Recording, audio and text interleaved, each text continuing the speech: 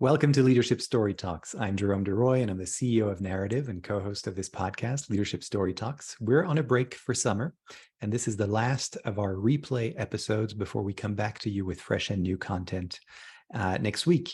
And for this episode, we chose an episode called Leaders Listen from our archive. And we looked back at a lot of conversations we'd had and talked about the things that many of the leaders that we've had on the show and have been working with over the last year, what they have in common. And we're sharing in this episode what we've learned so far. So it's a great way to transition into our new season by kind of looking back a little bit. And of course, our main value point here in terms of what we've learned from leaders is to listen. That the best leaders listen. So I hope you enjoy listening to this episode appropriately, and I really look forward to seeing you again in just a week with new and fresh content that I'm sure you're going to love. So thanks again for listening, and see you soon. Thanks. Leadership Story Talks, where we discuss the practices that engage, motivate, develop, retain, and attract people to businesses. We'll give you principles and tools based on real-world stories to leverage listening and storytelling to become a better leader and management professional. Leadership Story Talks is produced by Narrative, a company that focuses on personal storytelling for business. Welcome to Leadership Story Talks. This is a podcast, of course, where Julienne Ryan and I, Jerome discuss all the ways in which we can engage people, especially at work. There are more people today that say they feel disengaged than people who say they feel engaged at work.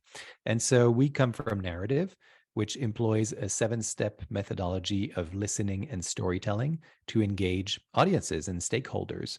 Now, we understand that there's many people out there who can engage people as well, and who have different kinds of practices. And so that's why we created this podcast. We also created this podcast so that Julian and I could have conversations that would be insightful, hopefully, to our listeners. So welcome, everyone. Sure. And welcome, Jules. Yes, thank you.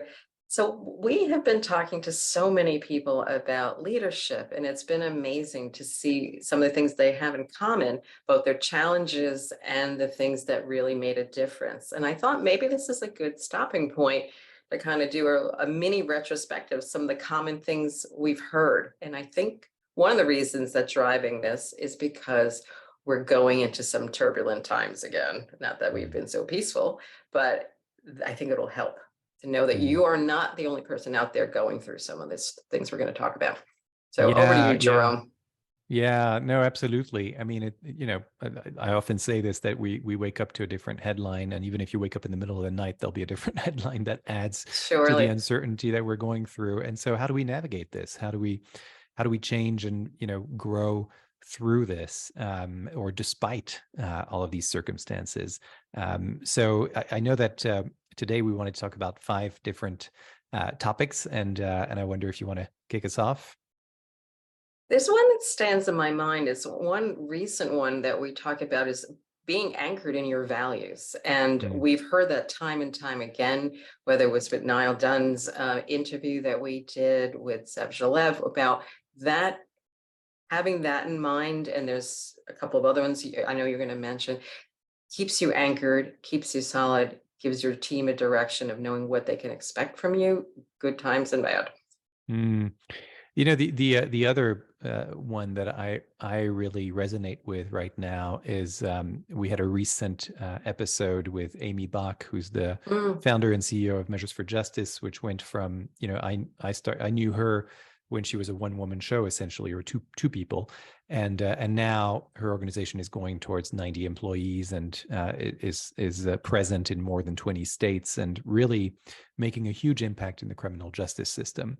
And she was talking to us about the need for leaders to be able to delegate. Number one, that sounds very obvious, but as you grow, you do need to be able to do that. But number two, this is something I don't hear so much, is the ability to go deep on something, to recognize a challenge, recognize when something needs your attention as a leader. It's the thing that can't be delegated, where you as the leader have to go deep on it.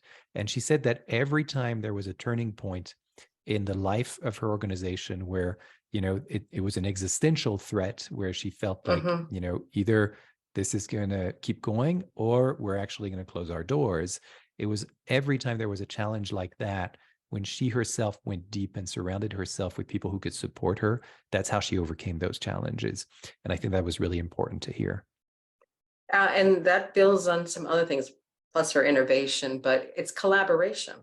Because we had one gentleman from the military, Earl Brion, and Amy, they all dovetail about nothing gets bigger and stronger without getting insights from other people. Having the ability to take a step back and hear things we may not want to hear, or things when we've ruminated long enough, we realize it was important that we heard them and we act on them. So a fresh eye, a fresh perspective, and a diversity of thought. So it's getting that collaboration of that those sounding board people that are so important, and not isolating yourself. A lot of times that is a key thing in leadership. You can get isolated and things get curated a lot. You got to go mix it up a bit and Mm. get new perspectives and new ways of thinking. And jumping off of that idea of Hmm. collaboration, I think this is sort of number 2 on our list of Hmm. the 5 topics we wanted to talk about, 5 essential ideas, is, don't hesitate to go out for outside expertise, Hmm. training and coaching. All of these people that we talk to, they seek that. And it goes off of the collaboration you were talking about, but sometimes you do need to go for yourself to sort of find people that can help you and support you, especially when you're trying to articulate a particular vision, particular mission, or maybe even your own values, and trying to prove something to others that that you really hold dear. But every time you try to express that, for some reason, it falls flat. Again, I go back to Amy and I go to other guests we've had on this podcast, like Anna Fiadu, who had the wherewithal to say, I need help with this because I'm getting these feedback. And, the definition of insanity is to do the same thing over and over again and expect different results.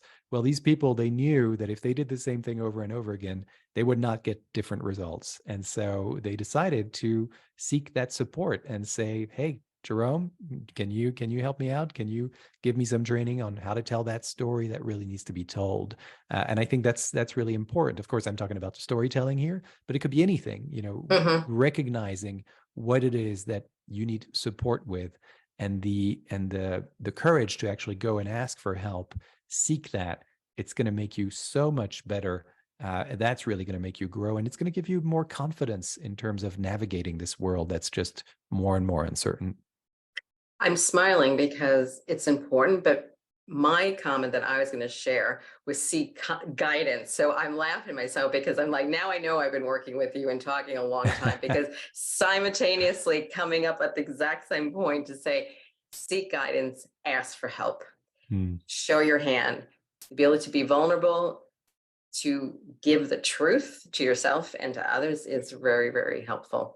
And Yeah. it'll make yourself and your team and everybody around you better. See, my Queen's Mhm. accent always comes out with that word, and stronger. And it's a much healthier way to exist.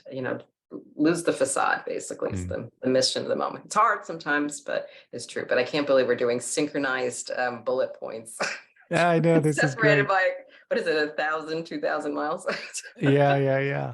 Well, and and maybe the last thing I want to Mm, share, based on what you just said, um, is, and maybe this is the number one thing people can do at this moment, is to listen.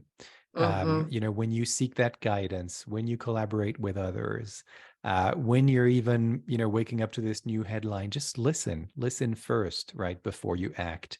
See what is actually informing how you're listening, and go from there. See what the response is from yourself once you just listen to others and to yourself. And again, I think this is a really important point, because we, as you and I, Jules, we deal with storytelling, and so there's this perception that it's all about presentation, right? And it's all mhm. about what you're going to say.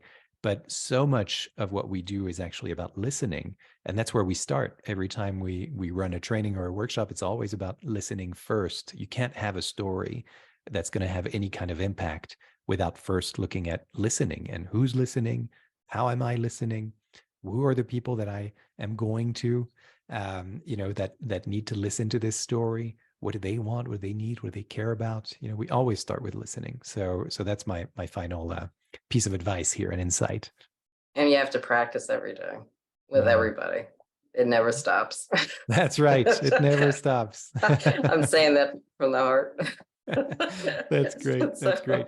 Yeah. And pass it forward. When you learn something, share something. Yeah. Learn something, share something. That might be the name of this episode. I love it. Okay. Great. Well, fantastic, Jules. As always, a pleasure to talk to you and share these insights with you.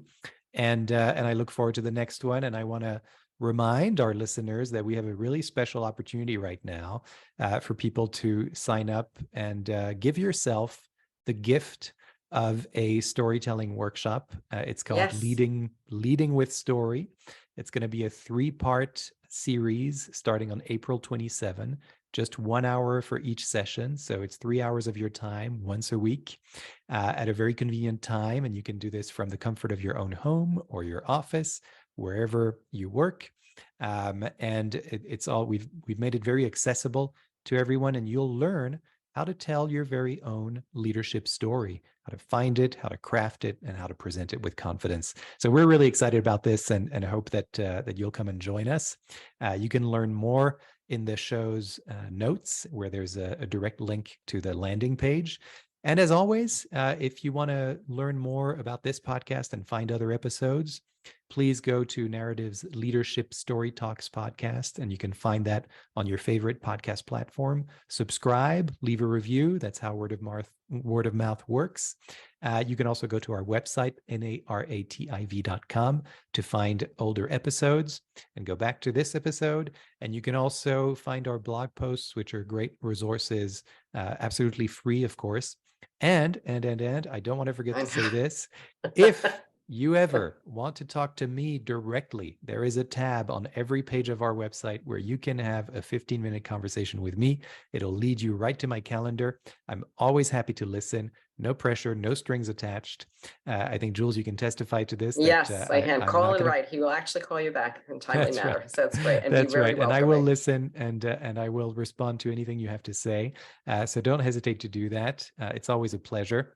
We're always ready to listen at Narrative, Jules and I. So see you next time. Thanks so much. And to all of you on the audio, I'm waving and smiling goodbye until the next time. So see you soon. For more information on the narrative listening and storytelling method and how it can help your business, go to narrative.com.